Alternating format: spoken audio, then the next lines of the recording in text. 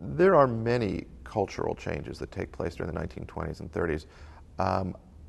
Perhaps the most significant change of all is one that had been happening gradually for about 30 years. It began in the late 19th century, and it continues through the early 20th century. But by the 1920s, it has really assumed a dominant position in the American culture. And this has to do with identity. How do people define themselves? How do they present themselves? What do they see as their core quality? In the 19th century, most Americans defined themselves by what they did, by their work, by their role as a producer.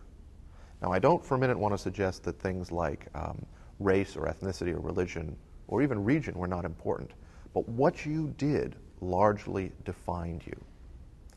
In the 20th century, people are increasingly defined not by what they do, but by what they own, by what they wear, by what they consume, by what they purchase.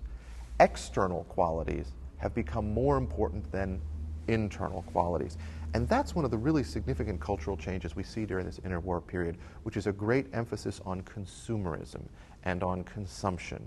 You are what you wear. You are what you drive. You have the emergence of an advertising industry, Madison Avenue, which is using all kinds of new techniques as well as psychological insights gleaned from Freud to sell products to Americans based on the lifestyle associated with that product, based on the image that that product will convey if you use that product and if you buy that product.